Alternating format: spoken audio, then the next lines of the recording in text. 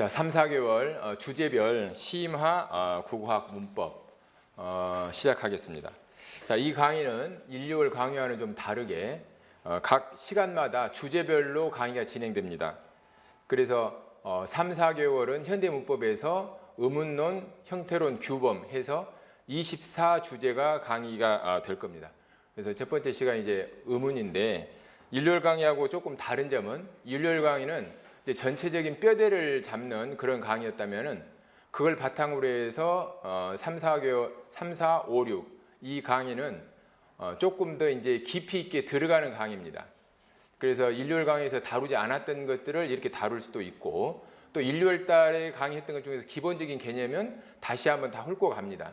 그러니까 설령 일요일 강의를 안 들었다고 하더라도 이걸 들으면은 아주 기본적인 것에서부터 또 심화된 주제까지, 심화된 내용까지 다 공부할 수 있습니다. 그래서 나는 기본이 너무 안 돼 있는데 이거 이해 못하면 어떠지? 뭐 이렇게 걱정하실 필요는 없어요. 그리고 이제 이 수업을 들으면서 이렇게 질문하셔도 되고 또 학원 게시판을 통해서 질문하셔도 되고 그러니까 인강 듣는 분들도 그렇게 뭐 걱정하실 필요는 없습니다.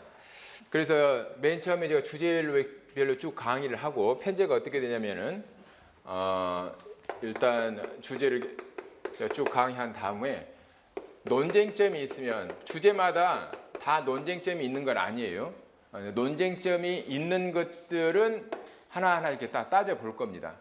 그리고 탐구와 심화를 하는데 이 논쟁점이 실은 심화된 내용이죠. 자, 그러니까 이건 조금 중복된 감이 있는데 이걸 따로 떼내는 것은 여기서 탐구는 고등학교 문법 교과서에 탐구 학습 문제가 있죠.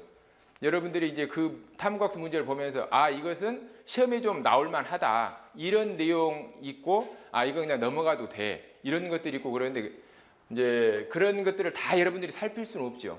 근데 내가 조금 보면 이것은 출제자들이 이것을 응용해서 낼 만하다 이런 것들 중심으로 또는 앞에서 한 내용들을 조금 더 이제 보강하는 차원에서 자, 우리가 이걸 공부를 했는데 이 주제를 공부했는데 학교 문법에서 탐구는 이렇게 다루고 있다. 이런 걸 보여주기 위해서 탐구학습 문제를 하고 그 다음에 기출문제 중에서 조금 우리가 좀 더 보강해야 될 문제 이런 것들이 있다면 그것을 심화로 잡고 이렇게 마무리를 하겠습니다. 그래서 이 순서대로 이렇게 쭉 되니까 이 주제 하나를 듣고 나서는 적어도 이제 의문론을 했다 그러면 의문에 대해서 공부했다 그러면 의문에 대해서는 내가 확실하게 이해를 했고 이게 문제에 나온다면 이런 방향으로 나올 거다. 지금까지는 이런 경향으로 나오는데 이런 식으로도 나올 수 있다. 예측하는 거예요. 그러니까 이건 너무 깊다. 이런 내용이 있을 수도 있어요. 그런데 이제 제가 봤을 때 이것이 깊은 내용이긴 하지만은 지금까지 출제된 문제 중에서 그렇게 뒤통수 때리는 것들이 있었어요. 전문가 눈으로 봤을 때는 이건 조금 중요하다.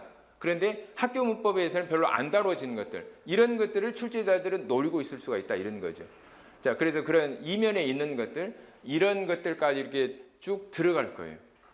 그래서 이 강의를 듣고 나면 내가 그래도 이 주제에 대해서는 확실하게 알고 대강 시험에 나온다면 어떻게 나올지 내가 방향은 잡겠다.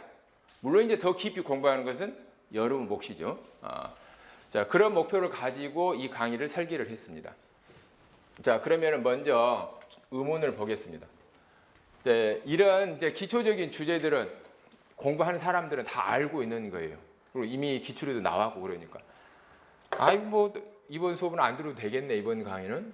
이렇게 생각하지 말고 내가 알고 있는 것이 진짜 내가 알고 있는 건가. 문제에 나오는 것은 늘 강조하지만 가장 기본적인 거고 가장 기본적인 개념이에요. 그게 항상 문제로 나오죠. 근데 우리가 어떤 개념을 갖다가 읽으면서 이 개념 내가 이해했다. 그러지만 문제들을 풀면서 더 깊이 들어가면 내가 알고 있는 게 그게 다가 아니었구나. 이런 깨달음이 있죠. 여러분 공부하면서 그런 깨달음을 많이 했으면은 내가 공부를 조금 한 거예요. 근데 쭉 이거 나 다 알아. 이 단계라면 깊이 있게 들어가는 게 아니에요.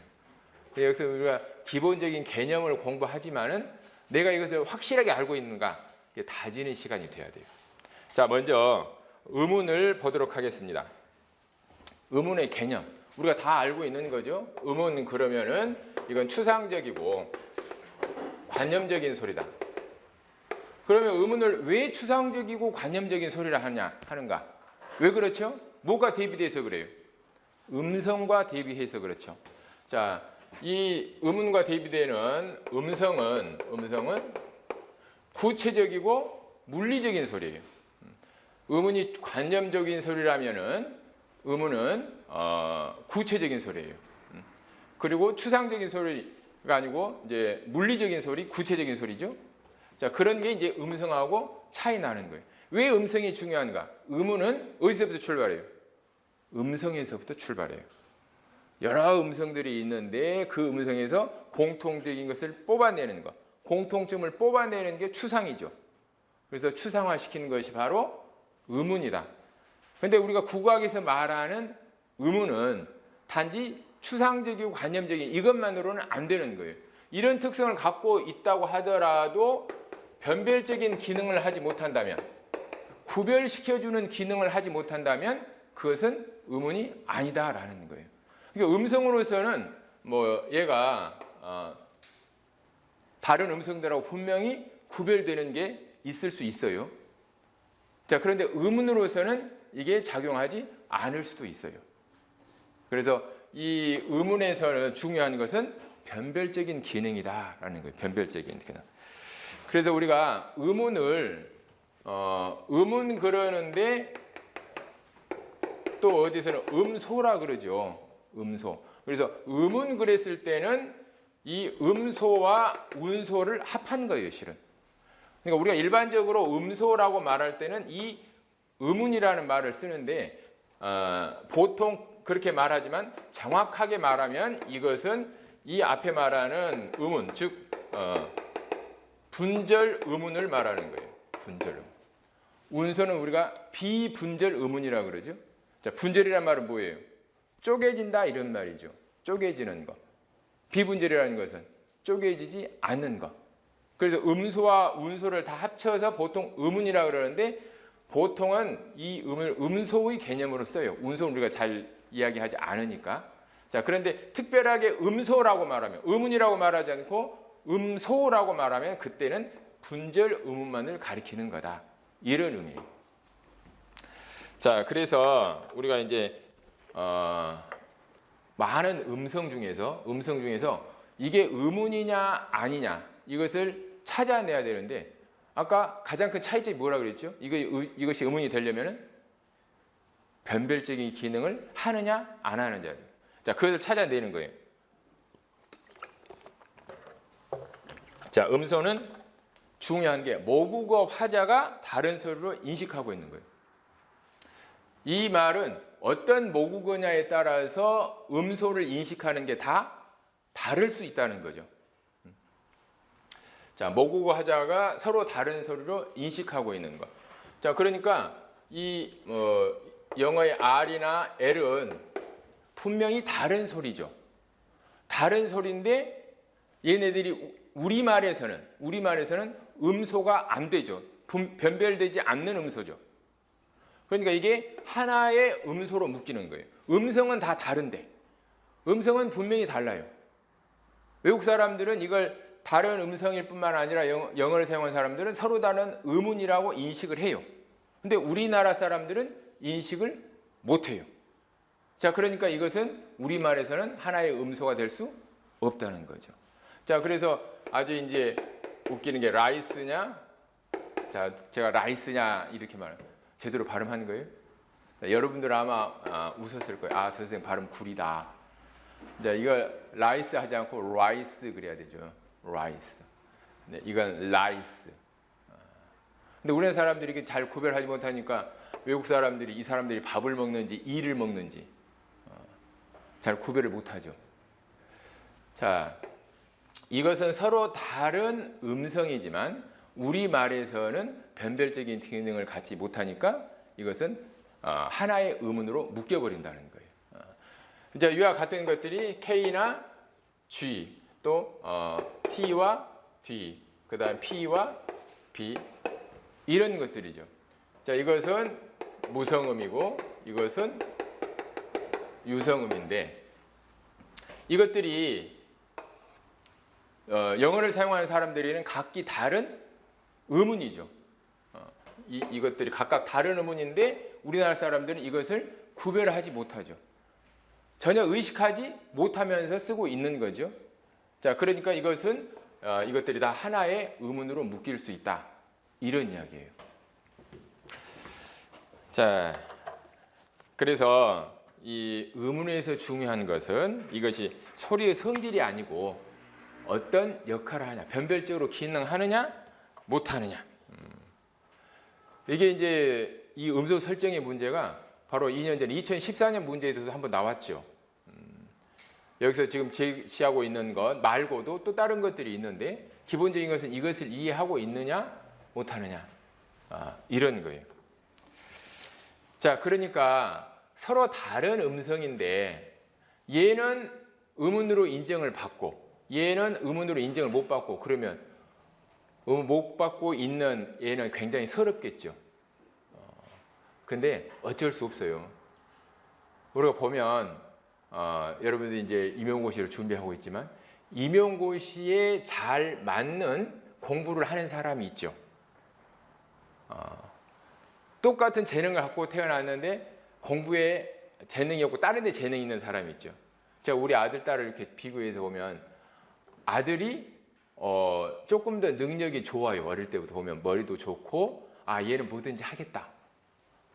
둘째를 보면 여자애인데 그 재능이나 지능 같은 게 첫째보다 좀 떨어져요. 그래서 얘는 좀 걱정이다. 얘가 대학이나 갈 수 있을까? 그랬는데 정반대로 공부는 둘째가 더 잘해요. 왜 잘하나 했더니 학교 공부에 잘 적합화된 게 이 여자예요. 남자는 맨날 친구들하고 놀고 PC방 가고 공차고 뭐 이런 것은 아주 잘해요. 친구들 간의 관계 막 끌고 다니고. 근데 학교 공부에는 아니에요. 얘는 평가하는 게 학교 이렇게 지필 시험 보는 게 아니라 친구들 간의 관계가 좋은가 어쩐가, 잘 노는가 어떤가, 부모와의 관계에서 화목하게 잘 만드는 재능이 있는가, 이런 걸로 점수를 줬으면 얘는 아주 잘하려다. 근데 지필로 이렇게 보니까 안 되는 거죠. 여러분도 다른 능력으로 했으면 나는 벌써 선생 덕후도 나와서 나만큼 애들하고 잘 놀고 또 잘 가르치는 사람이 있으면 나와보라고 해요. 이걸로 뽑았으면 합격할 사람 많이 있죠. 근데 그게 아니죠. 시험에 맞는 게 있다 이런 이야기예요. 그러니까 공부를 할 때도 그런 걸 잘 맞추는 게, 이 시험에 자기를 최적화시키는 게 제일 중요해요. 자, 의문이라는 게 그런 거예요. 나는 아주 뚜렷한 음성이야. 나는 의문으로 내놔도 아주 손색이 없어. 이렇게 말하지만 그 모국어 화자의 머릿속에서 변별적으로 기능을 하지 않는다면 그것은 의문으로서의 자격이 없는 거다. 이런 이야기예요. 자, 그러면은 얘가 이제 의문으로서의 자격을 가지려면 어떤 조건을 갖춰야 되냐? 첫 번째는 최소 대립상을 형성할 수 있어야 된다. 최소 대립상. 그래서 최소 대립상이 뭐냐? 하나의 단어가 있을 때 하나의 음에 의해서 의미가 갈려버리면 그 하나의 음은 다른 음과 최소 대립을 이루고 있다고 보는 거예요. 자, 여기서 이제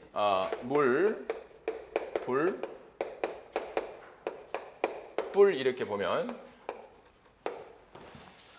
자, 이 우와 리을은 다 똑같은데 차이가 나는 것은 미음과 비읍과 비읍이죠. 이 셋에 의해서 뜻이 차이가 나버리죠. 이랬을 때 이 미음과 비읍은 단어의 뜻을 가루는 최소 대립이 된다 이러는 거예요. 그래서 이 음을 최소 대립을 이루고 있다 이렇게 말하고, 이런 쌍들을 최소 대립상이라고 한다. 그러니까 의문이 되려면은 이런 최소 대립상을 이룰 수 있어야 된다 이런 거죠.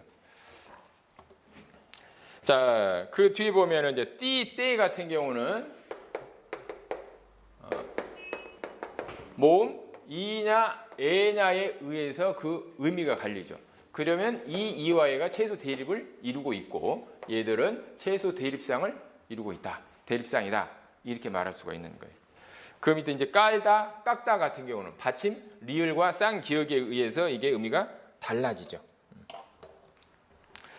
자, 그 다음에 이제 두 중요한 게 의문이 되려면은 상보적 분포를 이루고 있어야 된다.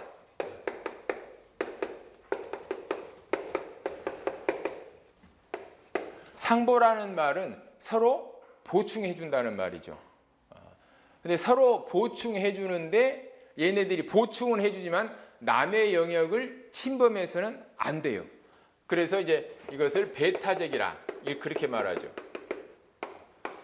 남과 여의 관계와 되게 비슷하죠. 남과 여는 확실히 다르죠. 가정을 이루고 살면 남자의 영역과 여자의 영역이 있어서 서로 상보적이죠. 그런데 이것이 막 서로 침범해버리고 그러면 다툼이 일어나죠. 한 가정이 제대로 유지되기가 어려워요. 음소도 이제 마찬가지예요. 얘네들이 다루는 서로 맞는 역할이 달라서 서로 보충해주는 관계가 돼요. 근데 그것을 침범해버리면 안 돼요. 침범해버리면 그것은 하나의 음소가 안 된다는 거예요. 그래서 상보적이란 말과 배타적이란 말은 여기서는 같은 의미로 쓰이는 거예요. 자, 예를 들어서 이제 한번 봅시다. 굴, 구두 같은 경우, 굴 그러면 이것은 무성음 K예요. 구두 그랬을 때도 마찬가지고. 자, 그런데 유성음사에서 가구 그러면은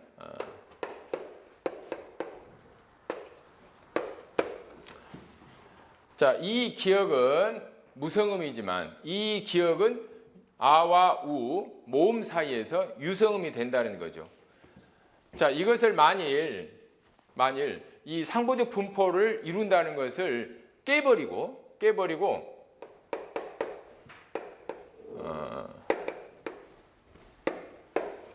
이렇게 쓴다면은, 그러니까 이 K가 있어야 할 자리에 G가 나도 할 수 있어 이렇게 셈을 내 가지고 G가 앞으로 간다. 그러면은 이거 어떻게 발음해야 돼요? 가구 이렇게 발음해야 돼요. 가구.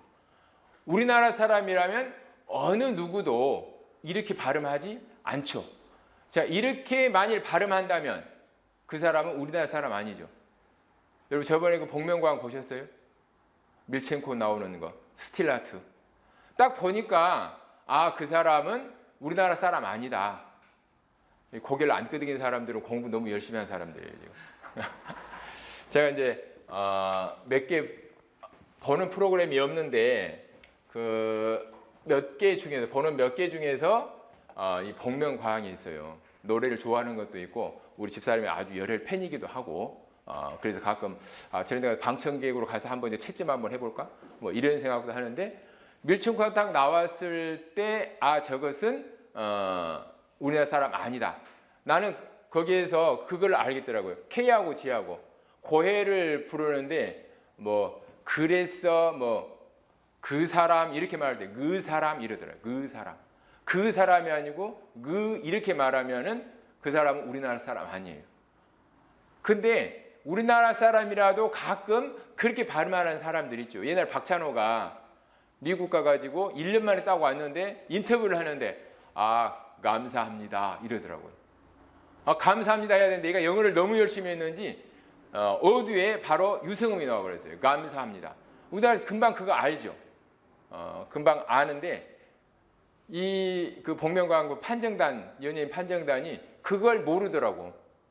다른 거 가지고 막 저 사람 외국 사람이네 아니래 그러는데 이게 유성음이냐 아니냐 이거 가지고 판단하는 게 제일 빨라요. 자, 어쨌든 가끔 그런 사람들이 있지만 우리나라 사람이라면 정상적인 사람이라면 절대 초성의 어두에 유성음이 올 수 없다는 거. 그러니까 얘네들은 상호 배타적이에요. 절대 바꿔서 날 수가 없다 이런 거죠. 자, 그 다음에 이 변임이 유성음 외에 또 파열되지 않는 게 있죠. 자, 여기 보면 국 같은 경우 국 그러면은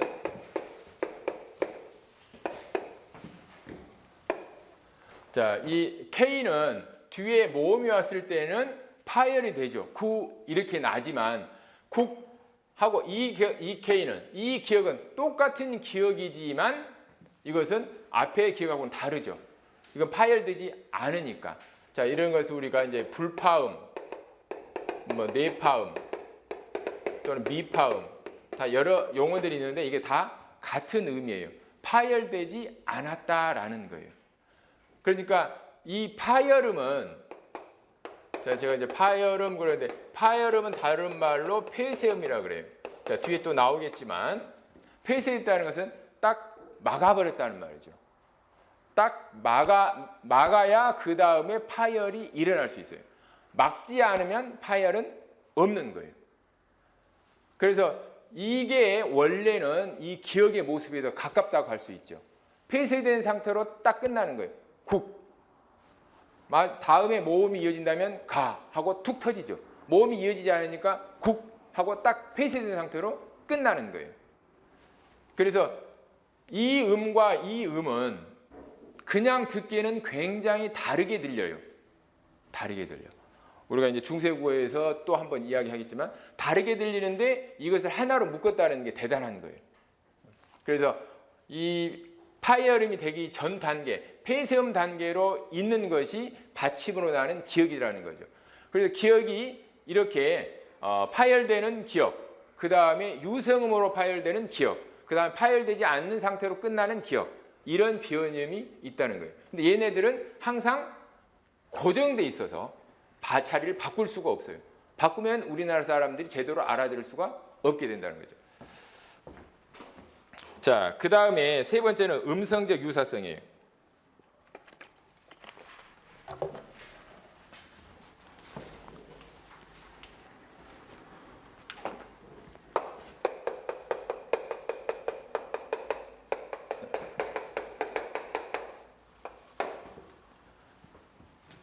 이 음소는 대립상을 최소 대립상을 이루고 그 다음에 상호 배타적인 그런 관계를 유지하고 있으면 하나의 음소로 묶이는데 항상 그렇게 되는 것은 아니고 음성적으로 비슷해야 된다라는 거예요. 자, 히읗과 이응을 염두에 두면 자, 영어의 H 그 다음에 발음 기호 이응. 자, 음운을 하려면은 발음 기호는 기본적으로 알고 있어야 돼요.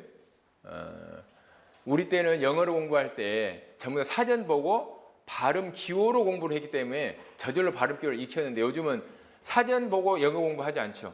전부 다 듣고 공부를 해버리니까 발음 기호를 다 알지 못하는 경우가 있는데 국어 선생님이 되려면 그리고 음운학을 하려면 기본적인 발음 기호를 알고 있어야 돼요. 자, 이 이응인데 이 이응은 항상 받침으로만 소리 나죠. 히읗은 받침으로는 절대 소리 나지 않죠. 항상 초성음으로만 소리 나죠. 그러니까 배타적이에요. 얘가 나타날 수 있는 자리에 얘가 안 나타나. 얘가 나타나는 자리에는 얘가 안 나타나요. 그런데 소리 자체는 굉장히 다르죠. 흐 하는 소리고 하는 소리니까. 그러니까 얘네들은 하나의 음운으로 묶일 수가 없다라는 거죠. 그래서 상호 배타적이라고 해서 무조건 그게 음소는 아니다. 얘네들이 비슷해야 된다라는 거예요. 자, 그러니까 두 부부가 같이 집안에 사는데 각각 역할을 달리한다고 그래서 부부로서 이렇게 적합하다 이렇게 말할 수 없는 거예요. 성격이 완전히 다르면 어때요? 아무리 남자 여자라고 해도 같이 못 살죠. 요즘 이혼하는 그 이유 중에 제일 큰 게 뭐예요? 대부분은 성격 차라 그러죠. 그래서 성격 차 이걸 알기 위해서 뭐 사주 보는 데 가가지고 우리 둘이 궁합이 좋으냐 나쁘냐. 결국 이제 궁합이라는 것도 그게 성격 차이예요. 아주 막 불같은 성격이 있고 아주 느릿한 성격이 있고 그런데 둘이 살면 맨날 부딪히겠죠? 결국은 못 살죠. 자, 그런 거예요. 음성적 유사성이라는 것은. 자, 그 다음에 이와 비슷한 건데 자유변이음 관계를 유지하고 있다. 자유변이음.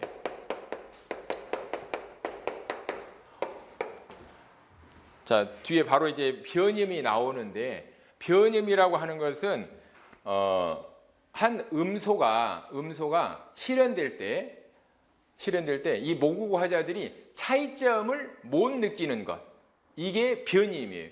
아까 우리가 가구 그랬을 때 이 가구는 기억과 이 기억 가할 때 기억과 구할 때의 기억이 무성음과 유성음으로 확실히 차이가 나죠. 그런데 모국어 하자들은 그 차이를 인식하지 못하죠.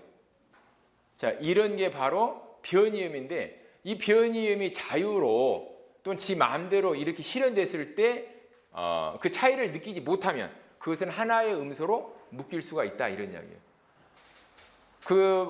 밀첸코 나오는 프로그램에서 또 이 김현철이라는 그 가수 있죠. 그 양반이 음성학을 굉장히 잘 알더라고. 말 들으면 이 사람은 외국에서 좀 살았다. 그리고 이 사람은 트로트 가수다. 노래를 부를 때 끈을 팍팍 끊지 않고 이렇게 간다. 뭐 이런 거 몇 개만 듣고도 이 사람 트로트니 록이니 이거 다 알더라고. 그래서 야, 대단하다. 나도 나름대로 전문가죠. 소리 전문가죠. 내가 이제 주로 이제 말에 대한 것을 가르쳤기 때문에 대학에서는 이제 국어학 많이 가르쳤지만 스피치도 가르쳤어요. 말을 어떻게 하는가, 어떻게 소리 내야 되는가.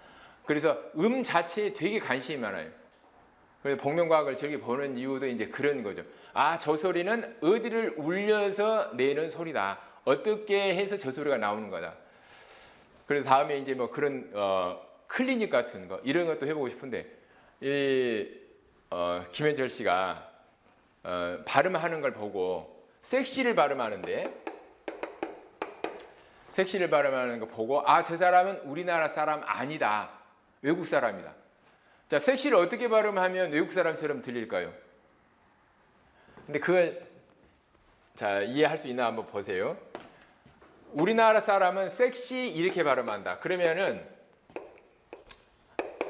발음교로는 경국에서 나오는 시옷이에요. 섹시, 이 모음 때문에 섹시하다. 그런데 외국 사람은 이것을 이렇게 발음한다는 거예요. 자, 이걸 어떻게 발음해요? 섹시하다. 나는 외국 사람 발음을 안 들어봐서 모르겠어요. 진짜 그렇게 발음을 하는지 어쩌는지. 자, 섹시하다, 섹시하다. 다르게 느껴져요? 자, 이것은 섹시, 이것은 섹시. 다르게 느껴져요? 안 느껴져요? 여러분 귀를 더 이게 개발시킬 필요가 있어요. 그래서 이걸 듣고 김현철 씨가 저 사람은 우리나라 사람 아니고 외국 사람이다. 이렇게 말을 하더라고요. 자, 이것은 시옷의 변이음인데 시옷은 S로도 이렇게 날 수 있고 스 이렇게 날 수도 있고 이렇게 날 수도 시 이렇게 날 수도 있어요. 이것은 치조에서 나오는 시옷이고 이것은 경국에서 나오는 시옷이에요. 여러분 이제 이 개념을 잘 알고 있어야 돼요. 그래야 이제 현대국어, 중세국어 의문을 할 때 다 이게 통하는 거거든. 자, 그래서 이런 것들은 우리가 섹시하다고 말하나 섹시하다고 말하나 똑같이 알아듣죠. 이렇게 발음할 수도 있고 저렇게 발음할 수도 있죠. 자, 이런 것을 이제 자유 변임이라고 그래요. 자유 변임에서 듣는 사람들이 아무런 차이 없이 듣는다. 그러면은 그것은 하나의 음소가 될 수 있다, 이런 이야기예요. 알겠죠? 자, 그래서 우리가 음소를 설정할 때 가장 중요한 것은 크게는 세 가지예요. 절대 잊어먹지 말아야 될 것. 하나는 최소 대립상을 이루고 있느냐, 기능. 그 다음에 상보적 분포를 이루고 있느냐. 그 다음에 음성적 유사성이 있느냐. 이거예요. 근데 여기에다가 이제 자유 변임 관계가 형성되느냐. 이걸 하나 더 집어넣는 거죠. 자, 그러면은 이 변임을 한번 보겠습니다. 자, 변임은 하나의 음소로 인정을 하지만 음성학적으로는 다른데 모국어 화자는 그 차이를 인식하지 못하는 것. 이것이 변임이에요. 만일 모국어 화자가 이건 서로 다른 의미다 그러면 어떻게 될까요? 변임이 아니라 다른 음소가 돼버리죠. 자, 그러니까 변이음은 다른 의미라고 인식하지 못하는 의미예요. 그래서 여기서 이제 다시 기억을 가지고 이야기를 하고 있는데 어디에 쓰이느냐, 아니면 유성음 사이에 쓰이느냐, 아니면 받침에 쓰이느냐, 각각 다른 소리인데 우리나라 사람들은 전혀 의식하지 못하는 의미다. 그래서 이 변임이 발생하는 요인, 낱말에서 어느 위치에 있느냐, 주로 음절을 이룰 때, 하나의 음절을 이룰 때 변임이 발생해요. 우리가 이따 음절도 보겠지만 음절을 이룰 때, 그 다음에 음절이 서로 연결될 때, 음절이 이어서 소리 날 때, 이럴 때 변이음이 발생한다라는 거죠.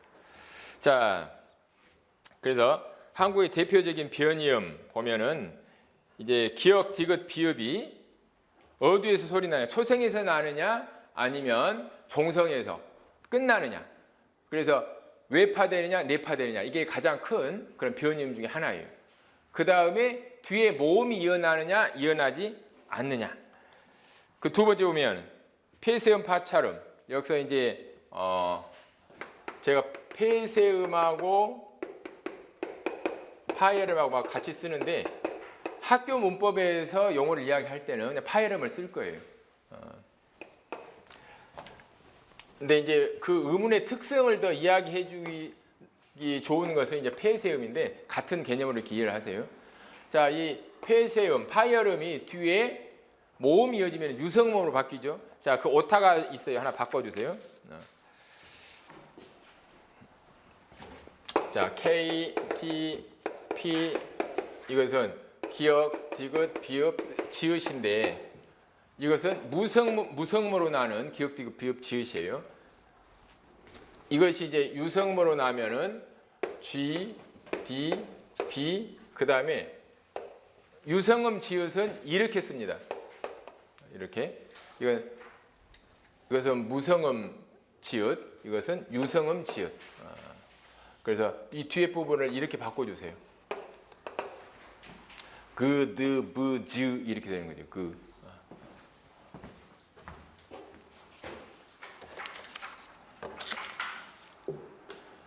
자, 그 다음에 이 모음하고 반모음 이 앞에서 치조음의 변이. 치조음이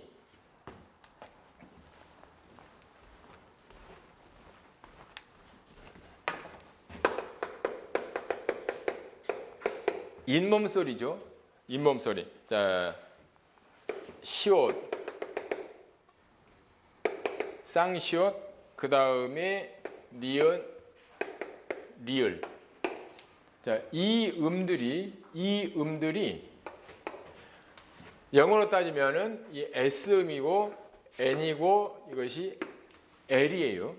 L이는 R인데 이게 이 모음하고 만나면은 위치가 이동을 해요.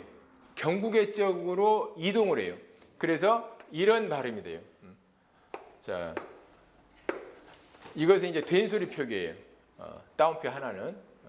그 다음에 니은이 이렇게 앞에가 이렇게 쭉 내려가게 되면은 이것은 구개음화된 니은이라 그래요. 구개음화된 니은. 그리고 이 L이 경국의 소리 나면 구개음화된 니을은 이렇게 표시를 해요. 이렇게. 이것은 이제 구개음화된 소리예요. 경국에서 나오는 소리. 근데 이게 머릿속에 잘 그려지고 들릴 수 있어야 돼요.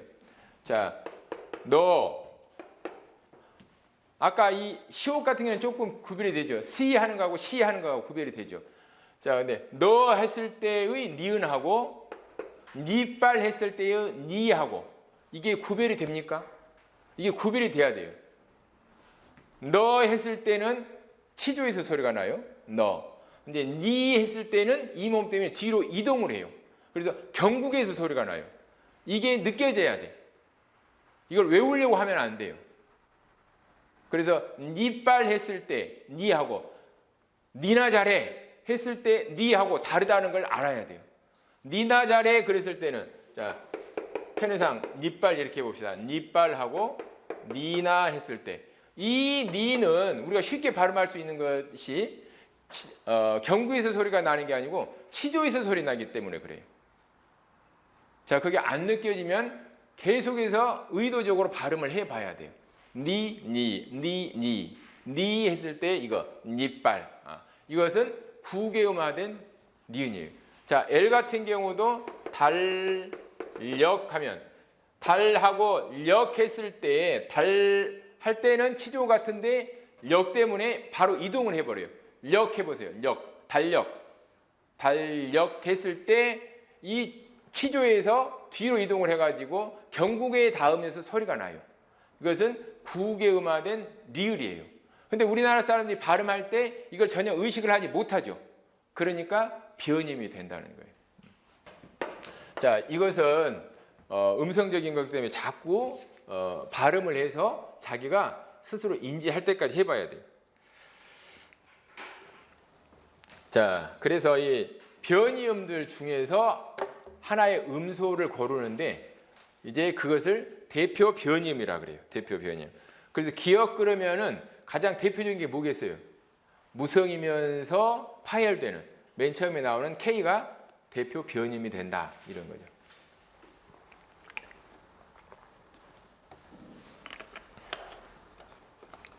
자, 그래서 우리가 지금 음소를 공부하는데 이 음소가 하나만 있는 게 아니고 여러 음으로 소리 날 수 있다. 그런 변이음을 가지고 있다. 실현될 때 각각 다른 변이음으로 실현되는 거다. 지금 우리가 그걸 공부하고 있는 거예요. 사람 살아가는 거하고 너무 비슷하죠. 자기가 대표적이라고 생각하는 나가 있어요. 그런데 만나는 사람마다 나의 모습이 다 달라지죠. 나는 우리 아들이 밖에 나가서 의젓하게 보이는 것처럼 집에 와서도 좀 의젓하게 했으면 좋겠어요. 근데 밖에서는 뭐 상당히 의젓하다, 착실하다, 공부도 잘한다, 열심히 한다 이런 말을 들었는데 집에만 오면 개판이에요. 전혀 다른 이 아들로서의 모습을 보여주거든. 좀 의젓하게 했으면 좋겠는데. 근데 달리 생각하면 밖에서는 걔가 사회적으로 활동해야 되니까 뭐 그렇게 의젓하게 행동할 수밖에 없지만 집에까지 와서 그런다면 얘가 참 피곤하겠다. 그런 생각이 들어요. 뭐 어떤 게 얘의 진짜 모습일까요? 내 생각에는 부모가 알고 있는 그 모습이 진짜 모습일 것 같아요. 근데 밖에서 얼마나 의젓하게 활동을 하는지 고등학교 담임이 자기 딸이 2명이가 있는데 와 얘는 정말 내 사위 삼았으면 좋겠다. 이렇게 말을 하더라고요. 그래서 한번 데리고 살아보세요. 이런 말이 나오는데 자 어쨌든 여러 모습이 있어요. 하나의 음소도 여러 모습이 있어요. 그 중에서 이제 어떤 것을 대표로 생각할 것이냐 가장 일반적인 것 이것이 음소가 된다. 자 그러면 이제 운소로 들어가서 우리말에서 운소는 음소만큼 그렇게 중요하지는 않죠. 분절 음소는 딱딱 떨어지지만은 이 비분절 음소는 음소에 붙어서 나기 때문에 상대적으로 중요성이 떨어지는데 우리말은 특히나 이 운소로서 작용을 하는 게 대표적인 게 장단밖에는 없죠. 억양이 있긴 있는데 아주 특별한 경우에 쓰이죠. 너 지금 집에 가니? 이게 의문형이라면 올려야 되는데 너 지금 집에 가니? 그냥 낮춰도 돼버리죠. 자, 그러니까 이 억양 하나로 여러 개를 나타낼 수 있으니까 이게 변별적으로 작용하지 않는 경우가 많죠. 그래서 중요성이 떨어지는 거죠. 장단도 그렇죠. 길고 짧고가 항상 의미를 나누는 게 아니죠. 보통 말할 때 보면 이게 긴 건지 짧은 건지 그걸 알기 어렵죠. 자, 그래서 운소는 말의 뜻에 관여를 했을 때만 의미가 있는데 그렇게 확실하게 하지 않으니까 확실하게 변별시켜주지 않으니까 문제가 있다. 자, 그래서 여기 보면은 장단이 있고 강세, 성조, 억양, 연접. 연접은 이어서 말하는 거예요. 이것도 이제 뜻을 구별할 때가 있죠. 아버지가 방에 들어가신다. 근데 아버지 가방에 이래버리면 뜻이 달라져 버리죠. 연접도 그렇게 뜻을 구별해 줄 때가 있는 거예요. 자, 그래서 운소의 특징을 보면은 어느 언어나 이런 그 운소는 있는 거예요. 근데 이제 그게 조금 더 강화된 언어가 있고 그렇지 않은 언어가 있고 그렇죠. 우리말은 그렇게 억양이 막 많은 언어는 아니죠. 근데 우리말보다 진짜 더 없는 언어가 있더라고요. 비정상회담에 핀란드어가 나왔어요. 핀란드어는 우라르예요. 그러니까 알타하고 좀 비슷하고 우리말하고 좀 비슷한 교차건데 말을 하는데 억양이 하나도 없어요. 나는 너를 사랑해. 나는 너를 죽일 거야. 나는 너랑 살고 싶어. 아무리 달콤한 말을 해도 평탄해요. 정말 저게 달콤한 말인지 어쩐지 구별이 전혀 안 되더라고요. 근데 우리말도 그게 막 심하진 않죠. 자, 조선 시대 때는 중세 때는 그래도 성조가 있었죠. 성조에서 조금 있었는데 그래서 경상도 말이 조금 다이나믹하게 들리죠. 역동적으로 들리고. 그래서 뭐 경상 사람들이 막 빨리빨리 말하면 마치 싸우는 것처럼 들리는 게 이 성조가 있기 때문에 좀 억양이 좀 있기 때문에 그런 거예요. 근데 우리는 전체적으로 이제 그런 게 조금 덜하죠. 그나마 있는 게 이 장단인데 장단도 절대적인 그런 길이가 아니죠. 상대적이죠. 제가 노래를 좋아하는데 제일 취약한 부분이 바로 박자예요. 그래서 일반적인 한 모데라토 정도만 되면 뭐 구분해 나가겠는데 이게 아주 길어진다든지 아주 짧아진다든지 그러면은 도대체 한 박을 어떻게 쉬어야 될지를 모르겠어요. 이 음운론에서도 박이라는 게 있어요. 한 박, 두 박. 그것을 뭐라라 그래요. 그래서 음운론에서 눈 그러면은 눈에 눈이 들어가 있을 때 눈 하면은 자, 눈 하면 짧은 거지만 눈 하면 두 박이 되는 거예요. 이때는 두 모라라 그래요. 근데 이것도 절대적인 그런 길이가 아니에요. 다른 낱말하고 상대적으로 결정되는 것이기 때문에 이 장단을 인식하기가 되게 어려운 거죠. 상대적으로 음의 장단은 구별이 된다. 이런 특징이 있어요. 자, 그래서 이런 것들이 이제 문제로 나온다면 표준 발음법에서 나오는 이 정도, 이 특징들. 자, 우리말에서는 이 긴 소리가 첫 음절에서만 소리 난다는 거예요. 그래서 눈보라, 말씨, 밤나무. 근데 눈보라 해도 우리는 못 알아듣지는 않죠. 근데 자신도 모르게 눈보라 하고 있다는 거예요. 눈보라, 말씨 이렇게. 근데 이제 제 2음절 이하로 가면은 잘 안 나타나는 건데 첫눈 그랬을 때는 사라져 버린다는 거예요. 그런데 합성어의 경우에서는 이게 긴 소리로 발음이 인정이 되는 거예요. 반신, 반의 했을 때 반신하고 반의 셋째 음절인데도 이때는 긴 소리로 난다. 자, 그다음에 이제 축약됐을 때 보아, 이거 우리가 음운 변동에서도 이때 이건 좀 공부할 건데 보아 이렇게 하면 짧은데 이게 하나의 음절로 줄어들면은 길게 소리 난다는 거예요. 그걸 보상하기 위해서 이런 것을 보상적 장음화 이렇게 말하죠. 음절이 줄어들 때 장음이 되는 거 보상적 장음화. 봐, 겨, 돼.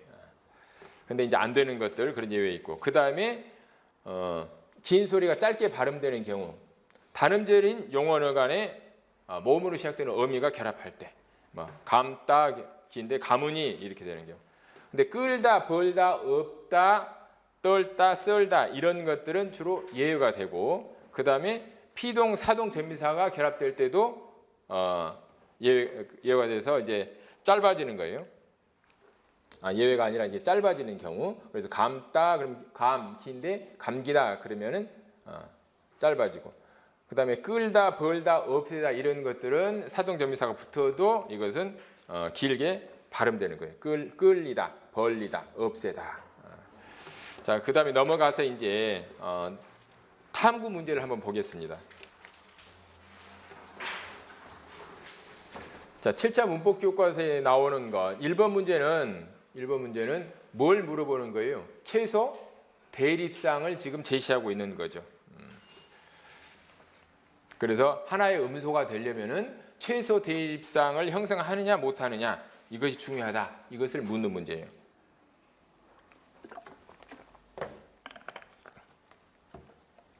자, 그 다음에 두 번째 보면 상당히 재밌는 그런 문제가 나왔죠. 커피라고 발음할 때, 자, 여러분들 이 P를 발음할 때 P로 발음을 해요? 아니면 내가 그래도 영어 좀 할 줄 알아. 커피 이렇게 발음해요. 이렇게 발음하면 조금 느끼하죠. 우리 다 커피라 그러지. 근데 가끔 이렇게 발음하는 애들이 있어요. 커피 이렇게. 요즘 이제 그런 사람들 많죠. 좀 글로벌화 되니까 뭐 공부를 미국에서 하고 왔다든지 그런 애들은 이렇게 발음해요. 내가 대치동 사는데 가끔 커피 사러 가면은 고등학생들이 이렇게 발음하는 애들이 있더라고요. 그래서 이것만 들어도 쟤는 좀 외국물 좀 먹었구나. 그걸 알 수 있는데, 자, 우리나라 사람이라면 그렇게 발음하면 돼요, 안 돼요? 안 된다는 거죠. 자, 왜 그럴까요? 왜 그럴까요? 지금 여기서 이제 묻는 게 그거예요. 왜냐하면 우리말의 이 F나 또 P는 다 똑같이 우리말 음운 체계에서는 피읍이니까 피읍으로 그냥 발음하는 거다라는 거예요. 우리말 음운 체계에 맞게. 이 음은 우리말에서 하나의 음운으로 인정을 받지 못하는 거죠. 그냥 이 피 속에 들어와 버리는 거예요. 자, 그러니까 여기서 음성과 의문의 개념을 여기서 정리하면은 음성은 아주 구체적인 소리지만은 의문은 변별적인 기능을 갖고 있어서 하나의 그 모국 화자의 의문 체계 속에 존재하는 것이다. 존재하지 않는 것, 존재하지 않는 음성이 있고 존재하는 음성이 있는데 이 F 같은 경우는 우리 국어의 의문 체계에 존재하지 않는 그런 의문이다라는 거예요.